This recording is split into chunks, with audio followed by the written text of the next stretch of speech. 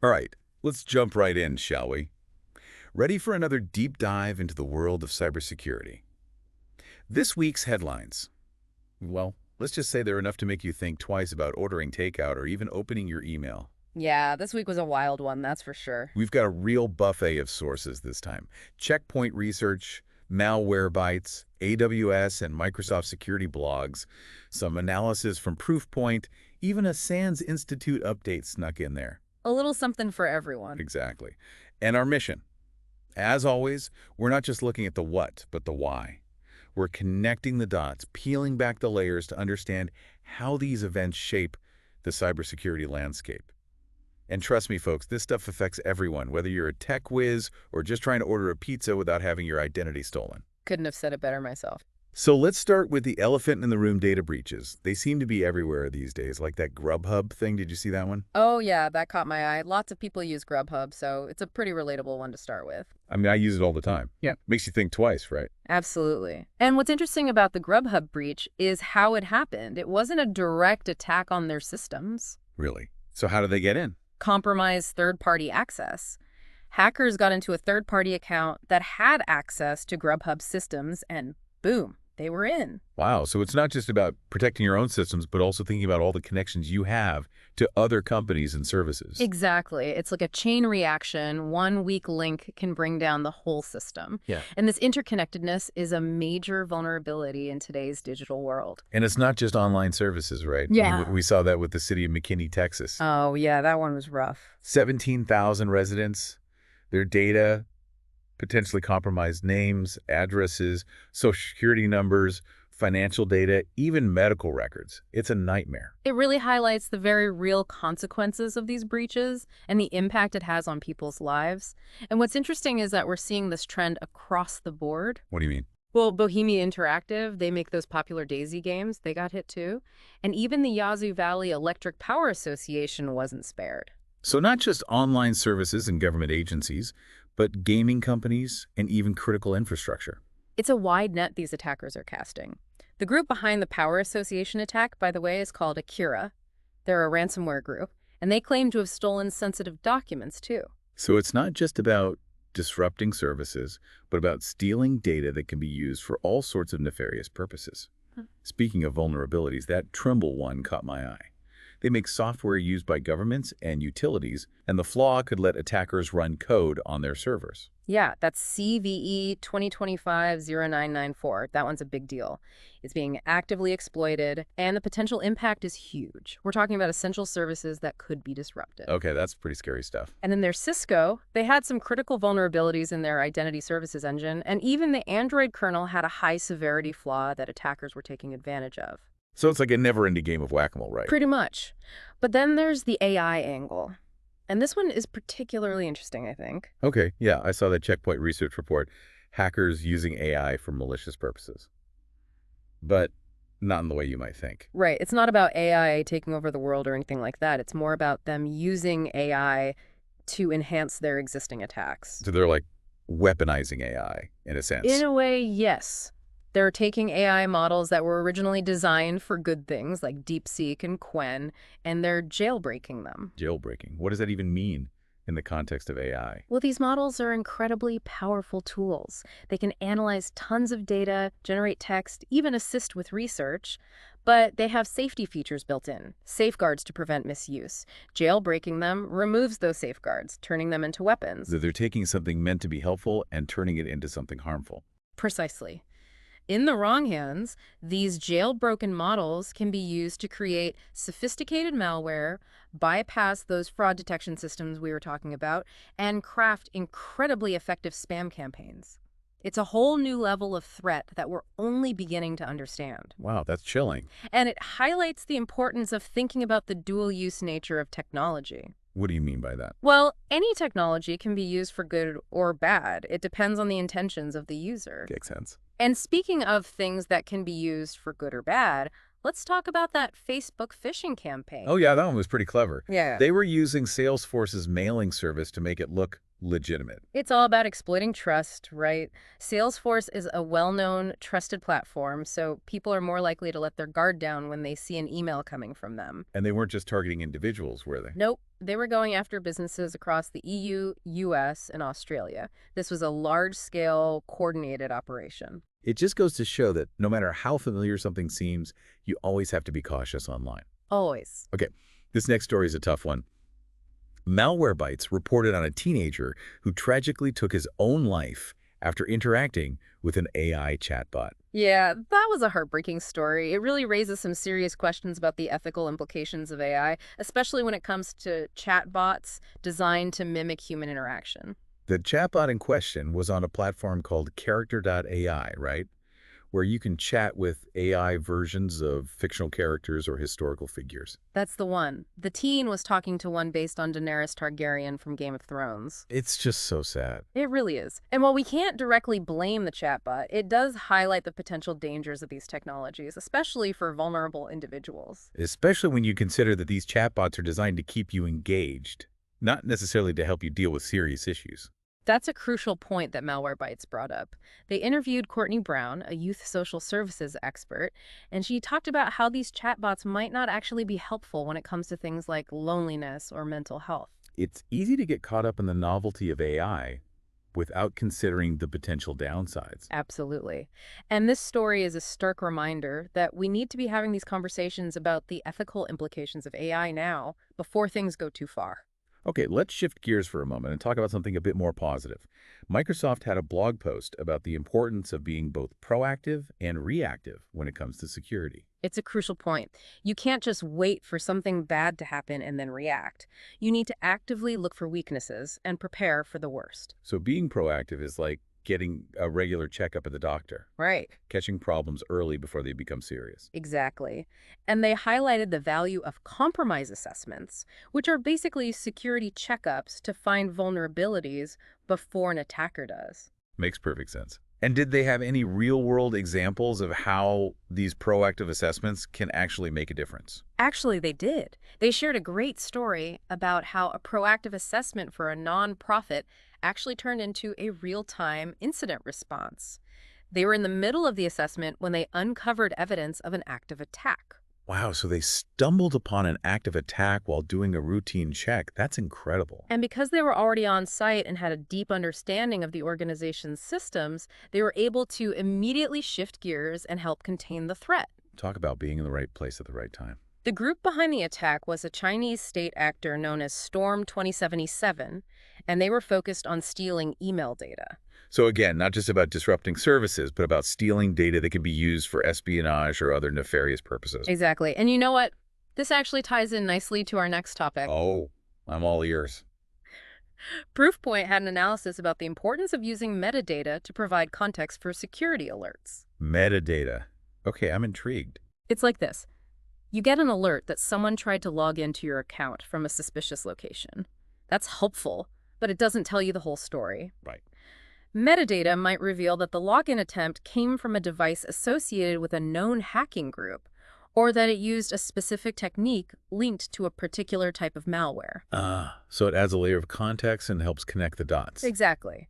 Instead of just reacting to individual events, we can start to see patterns and anticipate what might happen next. Proofpoint specifically talked about emerging threats metadata and MITRE ATT and CK tags. Okay, break those down for me. These tags provide a standardized way to categorize and understand different attack techniques. It's like having a common language for cybersecurity. So it helps everyone communicate more effectively and learn from each other's experiences. Precisely. And speaking of working together, Cloudflare had an interesting story about patching a vulnerability in their QUIC protocol. QUIC, that's the one that's supposed to make the internet faster and more secure, right? That's the one. But even cutting-edge technology can have unexpected weaknesses. So what happened with QUIC? There was a vulnerability that could be exploited to amplify traffic and potentially take down servers. It's a bit complicated, but it basically involved an interaction between broadcast addresses and those multi-worker UDP services. Cloudflare patched the vulnerability and urged everyone to check their systems for similar issues. It's a good reminder that we're all in this together. Absolutely. The internet is a complex ecosystem, Yeah. and one vulnerability can have ripple effects across the entire system. But you know what? It's not all doom and gloom. Oh, you have something hopeful to share. The Sans S Institute had a story about a potential vulnerability in Ubuntu that was actually mitigated by the compiler itself. Wait, the compiler, the thing that turns code into programs. The one and only. How'd that happen? Well, modern compilers have these built-in security features that can automatically detect and prevent certain types of vulnerabilities. In this case, the compiler caught a potential buffer overflow before it could be exploited. So it's like having a built-in safety net. Exactly. It's a good sign that we're making progress on the security front, even if it's in unexpected ways. Absolutely. But it also highlights the importance of paying attention to compiler warnings. Developers need to take those warnings seriously and address them properly. It's a reminder that even the most sophisticated tools are only as good as the people using them. Well said. So before the break, we were talking about compilers and how they can sometimes be these unexpected heroes catching vulnerabilities before they even become a problem. But let's face it, not everything gets caught right. Right. And that's where those other layers of security come in. Things like mark of the web. MO for short. Okay, MoW. I've heard of that, but remind me, what is that again? It's a Windows security feature, and what it does is it flags files that have been downloaded from the internet. So it's like a little warning sign saying, hey, be careful with this one. Exactly. Like, hey, this came from the wild web. Handle with care. And the SANS Institute actually brought up an interesting point about this. It turns out 7-zip, that popular file compression tool, it doesn't always handle these MoW flags properly. Oh, really? That seems kind of bad. Yeah, specifically when you're dealing with what are called nested zip files. Nested zip files. So like a zip file inside another zip file. Right, precisely. So let's say you download a zip file, and inside that zip file, there's another zip file. And that inner zip file has files marked with MoW. When you extract everything using 7-zip, those Mo flags might not carry over to the extracted files. So you wouldn't see that warning anymore. You wouldn't. You might think the file is safe when it actually originated from, a potentially risky source. Okay, that sounds a little sneaky. How big of a deal is this really? Should we all be freaking out about our 7-zip archives? I wouldn't panic just yet. The good news is that this MoW propagation, it's not enabled by default in 7-zip. So unless you've specifically turned it on, you're probably fine. Okay, that's a relief. But still, a good reminder to be aware of the quirks, even in those tools we use all the time. We've been talking a lot about technical vulnerabilities, but what about the human element? Symantec had a blog post about securing enterprise applications, and I think this is an area that often gets overlooked. Oh, absolutely. I mean, we tend to focus on all the technical stuff, the firewalls, the antivirus software, but at the end of the day, security often comes down to people making good decisions. And making those decisions as easy as possible. Yeah. I mean, Symantec really emphasized the importance of strong authentication, especially multi-factor authentication. MFA. MFA, that's right. It's crucial. It adds that extra layer of security by requiring users to prove their identity in more than one way. Like having a double lock on your front door. Exactly. And it can dramatically reduce the risk of unauthorized access. Symantec was highlighting their VIP Authentication Hub, which is a platform designed to make MFA easier to manage, especially for organizations. So it's not just about having MFA in place, but about making it user-friendly so people actually use it. Exactly. If it's too difficult or too time-consuming, people will find ways around it, and then what's the point? Right. They also talked about the different types of MFA credentials that are available, everything from passkeys and biometrics to those more traditional methods like mobile push notifications. There's a whole range of options, and it's about finding the right balance between security and usability. What works for one organization might not work for another. Okay, so we've covered data breaches, vulnerabilities, the crazy world of AI, phishing, even the human element. What else is there in the vast universe of cybersecurity? Well, we haven't talked about cloud security yet.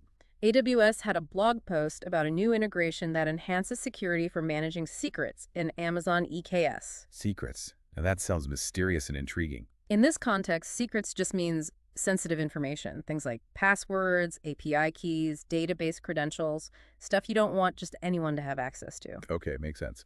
So how does this new integration help keep those secrets safe? It involves the AWS Secrets and Configuration Provider, ASCP, and a feature called pod identity.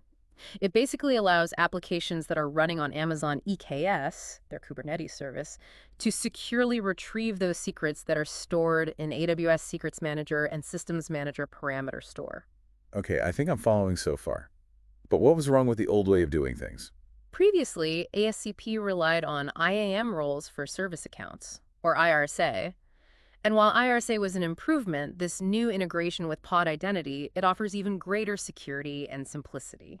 So it's like upgrading from a standard lock to a high-tech security system. That's a good way to put it. It gives you more control over permissions, it streamlines configuration, just makes things run smoother overall. And I bet AWS highlighted all those benefits in their blog post. Oh, you bet they did. They talked about simplified setup, enhanced security, improved scalability, and that consistent AWS experience, which is always a plus. Okay, that's a lot to take in. Can you break it down for me a little bit further? Like, give me a real-world example of how this works. Sure.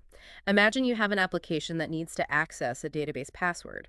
With this integration, you can store that password securely in Secrets Manager, and then you can grant access only to specific pods. Pods are basically the units of deployment in Kubernetes. So instead of embedding the password directly in the application code, which I'm guessing is a big no-no, you're storing it separately and controlling access through this pod identity system. You got it. And because pod identity is tightly integrated with Amazon EKS, it's much easier to manage and configure than those older methods. That's pretty neat. It sounds like AWS is really pushing the envelope when it comes to cloud security. They are, and this is just one example of their constant efforts to make their platform more secure. Well, we've covered a lot of ground in this part, from the ins and outs of Mark of the Web and 7-Zip to the human side of enterprise security and even those secrets in the cloud. What's next on our agenda? In our final part, we're going to step back and look at the big picture. We'll pull out the key takeaways from all these stories and offer some practical advice on how to navigate this ever-evolving cybersecurity landscape. Welcome back for the final part of our cybersecurity deep dive. Phew, I don't know about you, but my head's spinning after all those stories. It just shows you how complex this whole cybersecurity thing really is. It's true. It's like this ever-changing puzzle, always new pieces popping up. And it's not just the tech, is it? It's people, it's the decisions they make, it's trying to understand why these attackers do what they do. But okay, let's zoom out for a sec. Big picture time. What are the big takeaways here? What does all this mean for us just trying to, live our digital lives safely? One thing that really jumps out, it's got to be proactive security. Remember that Microsoft story? Those compromise assessments? It's like getting a checkup before you get sick. Find the weaknesses before someone else does. Yeah, that's so important. An ounce of prevention is worth a pound of cure, or however that saying goes. Exactly. Patching a vulnerability before it's exploited, way easier than cleaning up the mess after a data breach. Think of it like, car maintenance. You wouldn't wait till your car breaks down to get it serviced, right? Nope, not if I could help it. Especially if I knew there was like a recall on a part or something. So what can we actually do? Proactive steps, I mean, to protect our digital lives. Keep your software updated, number one. Those updates often include security patches and strong passwords, of course, unique ones for each account. A password manager can be a lifesaver for that. And phishing emails. They're getting trickier and trickier. Be so careful about what you click. And don't forget about backups. That ransomware story really got to me. Backups are essential. If you get hit with ransomware or your hard drive crashes, a recent backup can save you so much trouble. It's not just about preventing attacks, it's about damage control, minimizing the impact if something bad does happen. Like insurance for your data. You hope you never need it, but man, are you glad you have it when you do. Speaking of things that make you think about those worst-case scenarios, that AI chatbot story with the teenager, that one really stuck with me. Yeah, it makes you think about the ethical side of AI, doesn't it? As AI gets more sophisticated, more integrated into our lives, it's not just about building cool tech, it's about thinking about the consequences, especially for vulnerable people. It's like we're opening this Pandora's box with AI, and we have to be so careful about what we're unleashing. We really do. We need to be asking those tough questions now. How do we make sure AI is used responsibly? How do we protect people from harm? These aren't easy questions, but we have to start somewhere. And it's a conversation that everyone needs to be a part of, not just the tech companies making this stuff. It affects all of us. And, speaking of responsibility, we can't forget about good old-fashioned education and awareness when it comes to cybersecurity. Absolutely. We can have the best security tools in the world, but if people don't know how to use them or how to spot a threat, what's the point? It's like having a fancy security system in your house, but leaving the front door wide open. Exactly. It's about giving people the knowledge and the skills they need to make smart choices about the digital security. Understand how phishing works, be cautious about links, know how to report suspicious stuff. These are basic skills everyone needs in the digital age. And it's not just about protecting yourself, it's about looking out for others too. Talk to your friends and family about cybersecurity, share tips. If you see something fishy, Speak up. Hmm. We're all in this together, right? Absolutely. We got to break down that stereotype that cybersecurity is just for the techies. It's for everyone who uses the internet, which is pretty much everyone these days. Which leads to another important point, collaboration, sharing information. That proof point analysis, remember. The more context we have about attacks, the better we can defend ourselves. It's like putting a puzzle together. Each piece of information, each report, helps us see the bigger picture. We start to see the patterns, understand how these threats are evolving. And it's not just security professionals. If something seems off, say something. Report those suspicious emails. Share what you know about scams.